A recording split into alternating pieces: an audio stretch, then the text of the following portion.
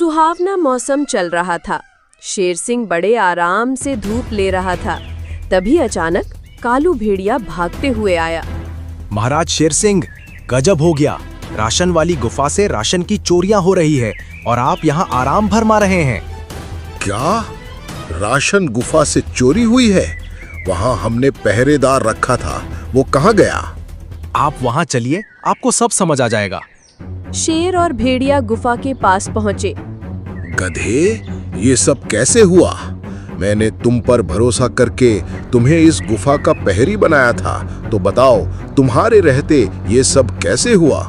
शेर सिंह, मुझे कुछ मालूम नहीं। मैं तो पूरी जिम्मेदारी के साथ गुफा में पहरा दे रहा था, पर ना जाने कब नींद लग गई, मालूम नहीं चला। मेरी ही गलती थी जो तुम्हें इस गुफा का पहरी बना दिया।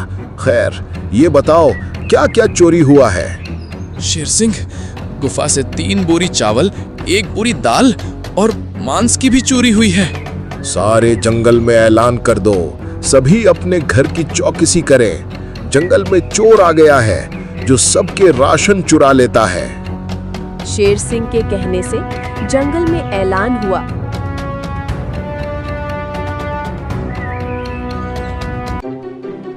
रात काफी हो चुकी थी।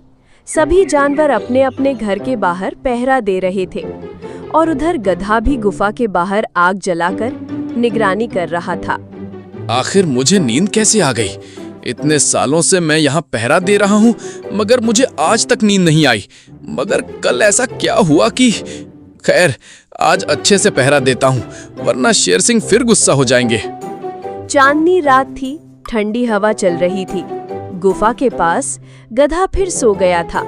धीरे धीरे सूरज निकला और शेर सिंह गुफा के पास पहुंचा और गधे को सोता देख बहुत गुस्सा हो गया।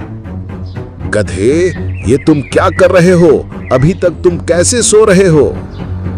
शेर सिंह, मुझे माफ कीजिए, ना जाने कैसे मेरी आंख लग गई। मैं तो आज आग जलाकर सोया था ताकि मुझे नींद ना आए, फिर भी कैसे मैं सो गया मालूम नहीं चला। गुफा के अंदर चलो, मुझे देखना है कहीं तुम्हारी लापरवाही के कारण कहीं कुछ चोरी तो नहीं हुआ। शेर सिंह जैसे ही अंदर गया, उसके होश उड़ गए। गुफा से फिर से 3 बोरी चावल, दाल और सूखे बीज गायब थे। आलसी गधे, ये देखो, तुम्हारी वजह से फिर से गुफा में चोरी हुई है, फिर राशन गायब हो गया है। अब इन सब की जिम्मेदारी कौन लेगा? शेर सिंह, मैं सच कह रहा हूँ, मुझे अचानक नींद आ गई थी। मेरा सोने का विचार नहीं था, मैं तो आराम से पहरा दे रहा था। मुझे तुम्हारा बहाना बनाना पसंद नहीं आ रहा है। तुम्हारी फिर वही लापरवाही ने चोर को निमंत्रण दिया है, इसलिए मैं अब से तुम्हें इस पद से बर्खास्त करता हूँ। तुम्हारे बदले इस गुफा की जिम्मेदारी कालू और उसके भाई करेंगे। गधा भारी मन से वहां से चला गया। उसे अपने ऊपर बहुत शर्म आ रही थी कि उसने कितनी बड़ी गलती कर दी। अगले दिन ये बात आग की तरह फैल गई कि राशन गुफा में फिर चोरी हुई है।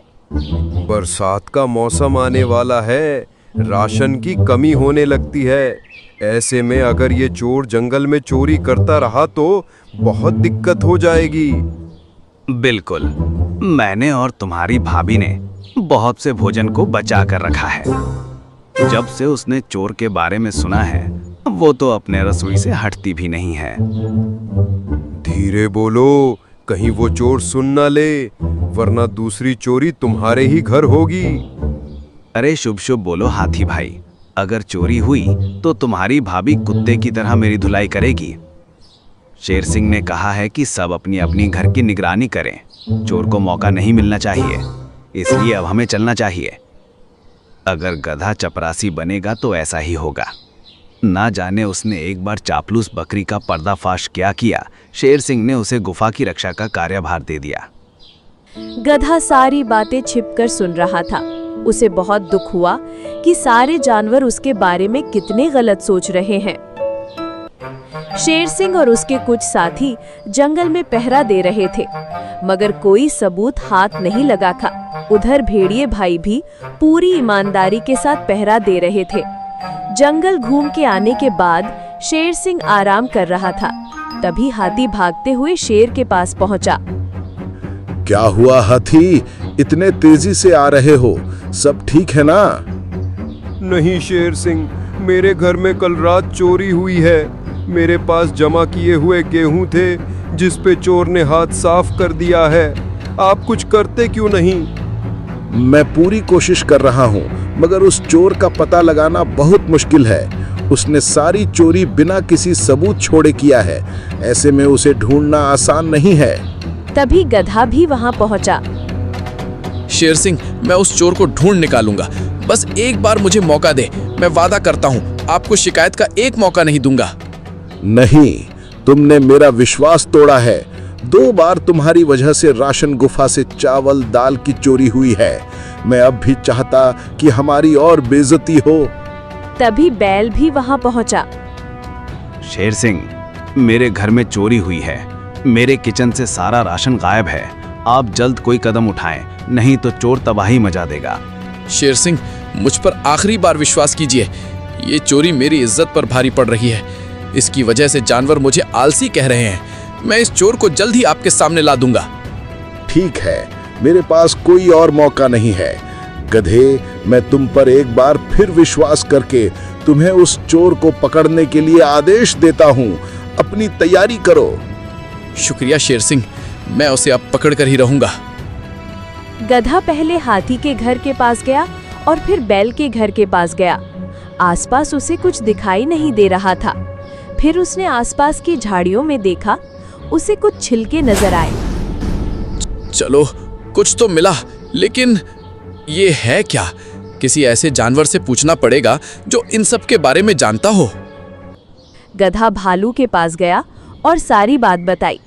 भालू ने जब बीज को देखा तो भालू ने उसके बारे में बताया। बीज की बात सुनकर गधा चौंक गया। अच्छा, इन सब के पीछे ये बीज है। अब आप देखिए मैं क्या करता हूँ।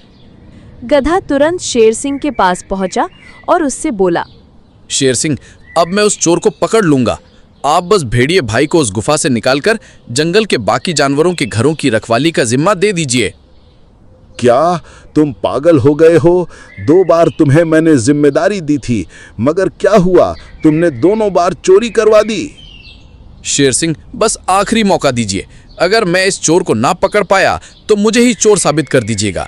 इससे जानवरों को थोड़ी राहत मिल जाएगी। नहीं, मैं ऐसा नहीं कर सकता। मुझसे चोर ना पकड़ा गया हो, मगर इसके लिए मैं किसी बेगुनाह को चोर साबित नहीं कर सकता। लेकिन तुम्हारी बहादुरी देख के मैं खुश हुआ। मैं आज ही उन भेड़िए भाइयों को गुफा से हटाकर जंगल में देखरेख के लिए भेज दूंगा और उसकी जगह तुम चले जाना। शुक्रिया शेर सिंह, मैं वादा करता हूँ कल सुबह चोर आपके सामने होगा। शेर के कहने से भेड़िए भाई गुफा छोड़ के जंगल में पहरा देने लगे और गधा अब गुफा की रक्षा के लिए बैठा था। रात हुई, सभी तरफ सन्नाटा था। गधा आग जलाकर मस्त आराम कर रहा था। आराम करते करते वो फिर सो गया। सुबह हुई और शेर सिंह वहां पहुंचा। गधे को सोता देख गुस्से में बोला, गधे, फिर तुम सो रहे हो? तुमने बोला था आज गुफा की रक्षा करोगे। ये कैसी रक्षा है? मुझे पक्का मालूम है यकीनन गुफा में चोरी हुई होगी। जी महाराज, गुफा में चोरी हुई है और चोर ने बड़ी चतुराई से उसे अंजाम दिया है। मुझे यहाँ खड़ा करके तुम उस चोर के गुण गा रहे हो। अब बताओ कौन चोर है, वरना अच्छा नहीं होगा। पहले हम भेड़िए भाइयों के पास पहुंचेंगे। मेरे साथ चलिए। भेड़िए भाइयों, मुझे चोर को पकड़ने के लिए आप लोगों की मदद चाहिए। क्या आप मेरी मदद करेंगे? जी बिल्कुल, बताएं हमें क्या करना होगा। आप लोग ऐसी दुर्गंध या खुशबू को ढूंढिए जो सड़ा हुआ महसूस हो, और ये दुर्गंध किसी घर से आनी चाहिए, और हमें बताइए। गधे के कहे अनुसार भेड़िए भाई काम में लग गए। तीनों अलग अलग जगह छानबीन करने लगे।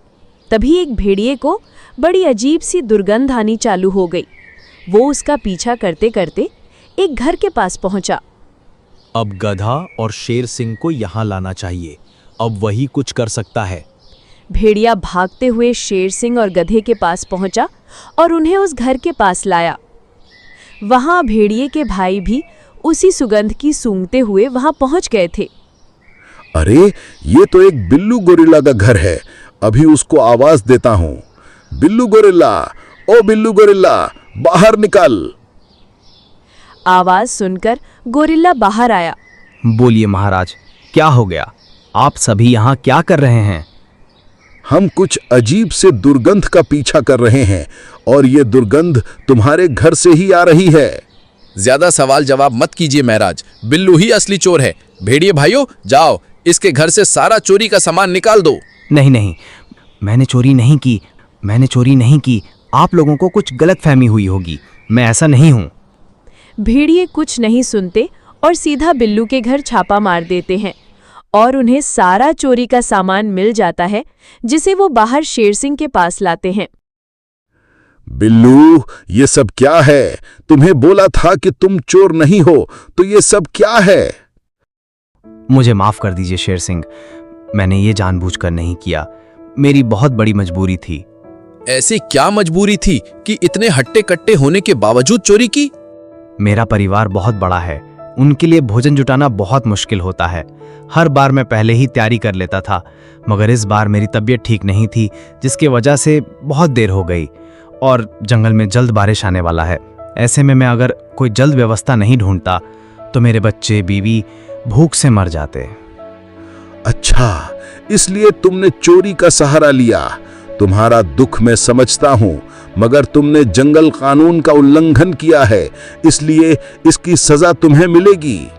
रुकिए शेर सिंह, इसे माफ कर दीजिए, क्योंकि कहीं ना कहीं गलती हमारी भी है। हमारे जंगल के जानवर मुसीबत में हैं और हमसे मदद नहीं मांग रहे हैं।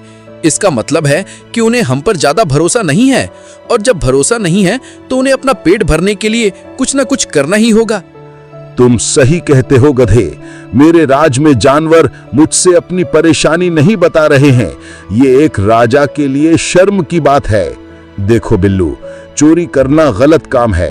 इस बार मैं तुम्हें माफ कर रहा हूं, अगली बार नहीं करूंगा। रही बात तुम्हारे खाने पीने की, राशन गुफा से तुम्हारे घर के लिए पर्याप्त भोजन भिजवा दिया जाएगा। शुक्रिया शेर सिंह, आपके जैसा राजा सबको दे। तुम्हारा भी शुक्रिया गधे, तुम ना होते तो मेरा परिवार भूखा मर जाता। मैं वादा करता हूं कि मैं अब कभी चोरी नहीं करूंगा। गधे, तुमने इस चोर गोरिल्ला को कैसे ढूंढा? क्या तिकड़मबाजी की है? शेर सिंह, मैंने जब चोरी की जगह छानबीन की तो मुझे 2-4 छिलके के टुकड़े नजर आए। मैं वो टुकड़ा बीज विशेषज्ञ भालू से पूछा। उन्होंने बताया कि अगर इस बीज को छीला जाए तो इससे ऐसी खुशबू निकलती है जिससे कुछ देर में गहरी नींद आ जाती है, जिससे ये बिल्लू फायदा उठाकर चोरी करता था। मगर मुझे तुम्हारी खुशबू वाली बात समझ नहीं आ रही है।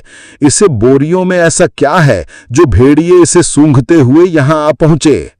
मैंने सभी बोरियों में एक खास पौधे की जड़ें डाली थी। जब इस जड़ को मिट्टी से निकाला जाता है तो कुछ घंटों बाद ये सड़ने लगती है और अजीब बदबू आती है, लेकिन इसे सिर्फ खास जानवर जिनमें सूंघने की शक्ति ज्यादा है वही सूंघ सकते हैं। और आप तो जानते हैं भेड़िए कितनी लंबी दूरी तक खुशबू सूंघ लेते हैं। शाबाश गधे, क्या दिमाग लगाया है। बड़ी आसानी से तुमने इस गोरिल्ला को पकड़ लिया। मगर बिल्लू, तुमने वहीं चोरी किया जहां भेड़िए भाई नहीं थे, ऐसा क्यों? क्योंकि शेर सिंह, ये बहुत सारे थे। मेरी छोटी सी दवा 1-2 को ही बेहोश कर सकती थी, इसलिए मैं इनसे बच के रहना चाहता था ताकि कभी किसी को मेरे खिलाफ सबूत ना मिले।